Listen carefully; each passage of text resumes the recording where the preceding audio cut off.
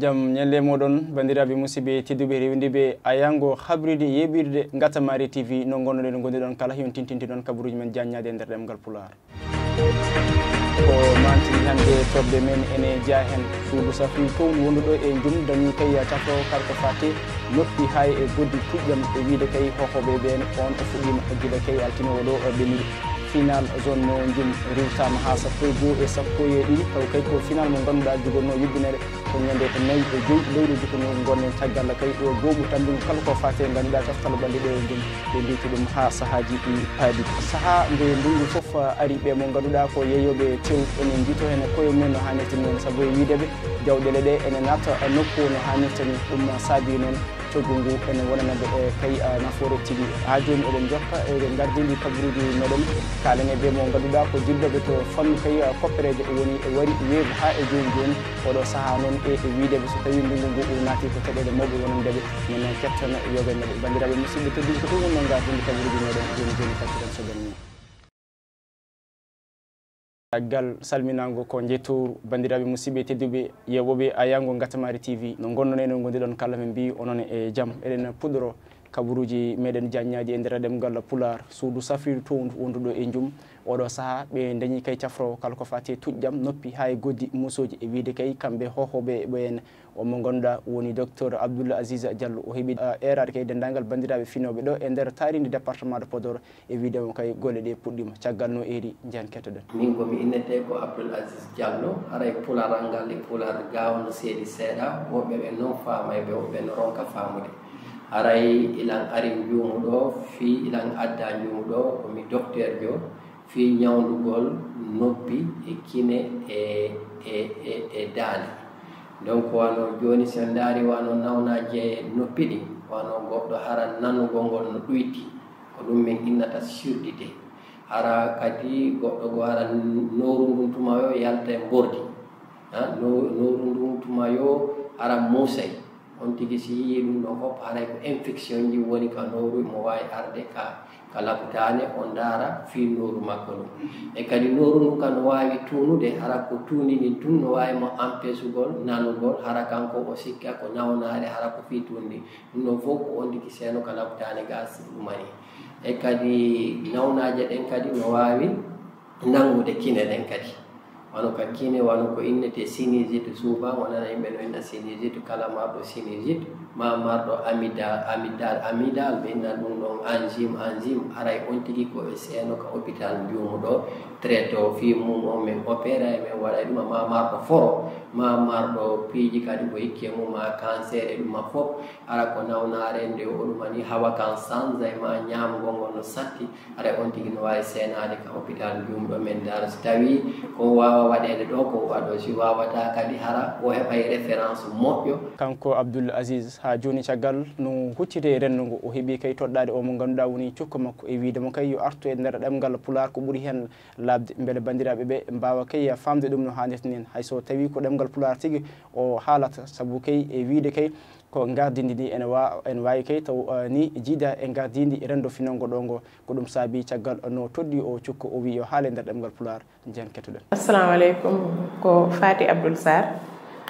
assistante infirmière au niveau de l'hôpital de Ndioum kami cukko jooɗiɗo oɗo yete hande ko soynete no ko yetti woni holon woni docteur Abdoul Aziz Diallo kadi eɗen noddi kadi eewal yo garanoto ko yimɓe cohluno ko yimɓe jinno hande ari yettimo ɗo e hôpital régional Ndioum ko faati e dande ko faati e hinere ko faati e nofru donc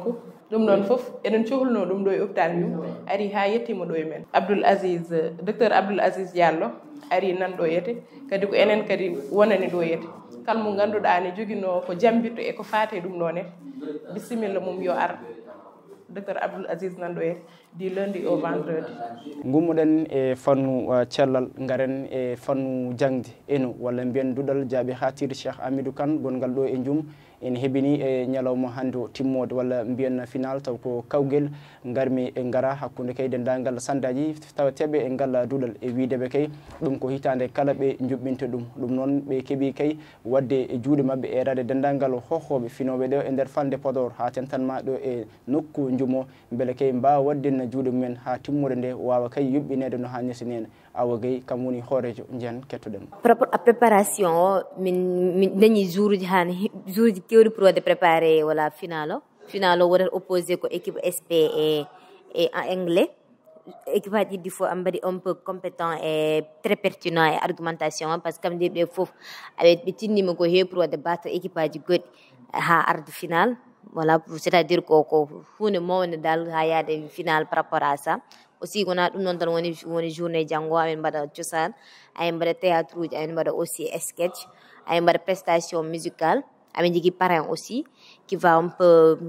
voilà couronner la journée parrain o ko konko waɗata min soutenir par rapport à financièrement parlant et aussi matériellement et comment journée ça va marcher et tout journée mode qui constitue principalement débatton o min jiiɗi andinde jumnaɓe ko holluma en quelque sorte parce que ko deux équipe aji gonata wadde opposé ne waɗa débat e thème goto e thème mamɓe choisir ko réseaux sociaux moom yimɓe fof ne gandi ko hollum par ce que enen fof hen gonɗen joni e ko ɗum waɗi noon so weeti inchallah oɗo waɗa défendre réseaux sociaux ko hollum woni avantage mum hollum woni ɓamtare muɗum oɗo waɗa défendre ɗo néfaste meƴƴo caɗele réseaux sociaux ji ɗi e ko ɗiɗon deux parties ji la waɗata en sorte que débat o ko waɗa un peu houleux que go fof adda argumentation mum et à la fin jury o konko waɗa décidé holone maɓe gagni ha joni kay fannu jangde tigui kettotoɗen o mo ganduɗa woni Aboubacry Ndiaye kam woni gardiɗo keppo taw ko haaloɓe walla ni dilloɓe to fannu ɗemgal biyetengal anglais kanko Aboubacry Ndiaye o holliti kay oɗo saaha ene muusi ha yalti didol wonde e kay kala ko fate heɓanade ngel ɗon kawguel e timmode muɗum kono noon ko ittiɓe guila fuɗɗode ha oɗo saaha woppintaɓe hay seeɗa kanko Aboubacry Ndiaye noon o heeɓi erade e tintinde kay wonde maɓe daɗo kala ko fadde ngel ɗon kawguel beele fawde juuɗe mabɓe ko ɗum tigui woni oɗo saaha mujibe ko umminiɓe Aboubacry Ndiaye caggal no suuti hen kongi kettoɗen donc salamu aleykum min Abou Demba Ndiaye, capitaine de l'équipe anglaise de l'ENO de Djoum pour cette première édition de débatton. Ko gonga ni gila début o kam ina muusi parce que wadde compétir pour une première fois ka meeɗa wadde walla hay soto a meeɗi ɗum wadde donc a wayri ɗum wadde garɗa joua avec des équipes vraiment nde wonno eno ene heewi équipe aji machallah il y a de très bons étudiants donc e nder hen minen kam Allah na walla min gagnon match ji amen bi fof min mbaɗaka hen repêché ko gonga noon min kewano ɗo eno nombre amen heewano mais alhamdulillah rabbil alamin quoi seeɗa ala ko barki woodi joni min gari ha final préparation ko janggo woni final o emin e répétition amen parce que min jiiɗa kadi hollude yimɓeɓe ko wona noon parce que sa nani répétition no waɗe c'est parce que ha neɗɗo fof anda ko haalata no mbirinomi on e gardidi kabaruji meɗen ɓe mo ganduɗa ko dilloɓe to fannu kay koppereje woni guila wari joni walla ni e weven saaha kala ene daña caɗele saabu e wideɓe kay yimɓeɓe cikkatama to ko koppereje ɗe eɓe jogui ɗum no hannirta ni en saabu kay ɗen koppereje ɓe gollorto ko koppereje ɗe ganduɗa tawte koye cuuɗi moftirɗi koppereje mawɗi gonɗi e nder windere nde ha tentanma e nder leydi ndi wadde noon so tawi neɗɗo tawiɓe toon toɓe gollorto wona tan no yiɗirni gasirta e wiide kay omo ganduɗa woni Nuhum Diop omo artanen e dendagal golloɗe ene yaratani ɗo e Djoum e caggal no suuti hen kongi en jaat kettoɗen Nuhum Diop eyyi ko kaldowo mon ɗo ko Nuhum Diop service gayre wari gayre e Djoum wiye Seynabou Sène manam de oɗo instant mo yimɓe goni ɗo période mo yimɓe goni o yimɓe kam sincèrement parlé mbawi ko ligguitade koye joni koye weev kala mo jiiɗa andi ne jogui weev joni haalis bomo a goto watta haalis mum e poche mum joni foof kala kettiɗo haalis mum waɗata koye weev joni yimɓe kadi en plus kadi weefuji yimɓe cikkata weefuji ne mbaɗi haalis kadi weef hay goto wawi jogonade haalis par ce que ande joni joni arat joni joni neɗɗo ara yima tirnomi 2 millions walla ara tirnomi 3 millions taw ko ɗum tan joguinoɗa e journée ma pada ha haalis arta mbawa wadde retiré kadi wona yimɓe so gaari keñoto ngejjir hay ko pour ko wadde hay rang bo mbatta rang ngara tan burla jaha mbiye warnam retiré to ko mon dari yeeso mumen en pori fadde wonen mbatta ɗum ɗon ni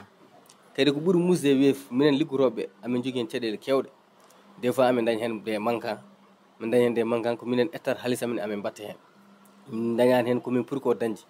amin liggo 24 heures sur 24 min dañi journée tan ko repos ko dimanche au moins am mbawno dañde 2 jours de repos walla min jippo 18 heures des fois bomi somi jippimo bom 19 heures pour mi jippade min mi nawar yimɓe ha 20 heures walla ha 19 heures demi mi daña hen hay pourcentage mais ko wadde tan satisfaire pour yimɓeɓe gummoɗen e fannu gonka ha joni garten e ɓe mo ganduɗa ko dilloɓe to fannu jeeygu e wiide kay ɓe yeeyoɓe tew hitande kala walla ndungu kala no ari aɓe jiito koye mabɓe no hannirta ni en sababude kay jawdi teskanodi guila umminode ɗo e nder leydi Sénégal kay yaade caggal leydi walla ni yoga e jawɗele taw ko gummiɗo ɗe ɗo e nder nokku o yaade nokkuji goɗɗi so tawi garti ɗum noon ene wonanaɓe gartam saabu kay coggu ngu ene usto ha yalta didol e wiide kay kamɓe yeeyoɓe Djiby Bara Sy en tawi ɗum toon to nokku mo yeyir caggal kayno suuti hen konki en jahat kettoɗen Djiby Bara Sy. Ça va mawɗum alhamdulillah. Ousmane jeegulɗi de hande ko woni koye aduna o tan woni e jeegulɗi fof quoi jeegu commerçant o e bouche o fof foti jeegulɗi kam vraiment hande weeɓani par ce que dammuɗi ne seeri te kadi vraiment kadi yimɓeɓe kadi gona woɗɓe e yimɓeɓe fof ko ƴengtoyɓe ɗum tagui jeegu o kam ko mawɗum tan ne waɗi ko suturaji tan neɗɗo yarata hen mais vraiment marchement kam ɗum nene han fewi machallah ndungu ngu so jaaɓi tobde so Allah jaaɓi waɗat différence no fewi boom par ce que yimɓe fof gartat wuuro ngo waɗat yimɓe waɗat jeeygu waɗat fof ceeɗu o noon ne muusa taw ko haala Allah ɗum kam muusat koye fof non wona gotum ndungu o ɓuurata wadde ɗum ɗo par ce que a yiyat ummiɗo galle mumen adda dammuhol mum yeyma taw ko moy seeɗa ɗo hande kala dammuhol gargol arata ko tefankoɓe yimɓe sappo cood ɗum ne puɗɗa sood ɗum an bouche o ɗum tagat ɗum seerde wona gotum bon sa dañi yeyde tew mo juɗa ko ɓuuri wadde avantage par ce que a juɗata a tampata hen a watta hen hay hunde vraiment ko tew arde tan ni so tew mo juɗa ko kam ko ɗum ɓuuri wadde avantage e vraiment kadi foof kam so yii tan ene waɗi avantage machallah ene waɗi kadi ko ganduɗa hoorema ko ene waɗi suturaji kadi gayniren coftal ɓaali no mbirnomi on e gardini ndiyen timmode walla mbiyen final jogornoɗo yuɓɓine 4 e 5 lewru juuko hitande gonnede rewtama ha 12 e 12 e wiide kay ɓe mo ganduɗa ko tambiɓe kala ko fatte coftal ɓalli to banggue futkoyguel wonde ɓeɗo e jum ɗum noon jogori yuɓɓinede koye nder 12 e 12 so gueno ñaawi e tawtorede o mo ganduɗa rokka teddugal docteur Cheikh Oumar Anne taw kanko woni jagorɗo men kalfinade kala ko fatte jangde e nder leydi Sénégal taw kam ni woni maire mo jum ɗum noon jogori wonde ko ñande 12 e ñande 12 so gueno ñaawi bandiraɓe musidɓe tedduɓe ko ɗum tigui wonno kabaruji men mo gaddanɗen e nder ɗemgal Pulaar en jetti en jaari kala mo ganduɗa waɗi hen juuɗe mumen ha kabaruji mbawi yuɓɓide no hannirtani en to karallagal manggal to wonno toon ko Sall Maky Bocar Sall karallagal kahinnigal wonno toon ko Ibrahima Ndaw taw koy to juɓɓude golle wonno toon ko Dieynaba Souley Anne e yesso haalirde Gaye Ousmane Gaye ko ñagontomi hooram ko ɗum tigui woni ko ñagontomi on jaam yesso jaam caggal jaam tawa ɗo bandiraɓe musidɓe gonen e jaam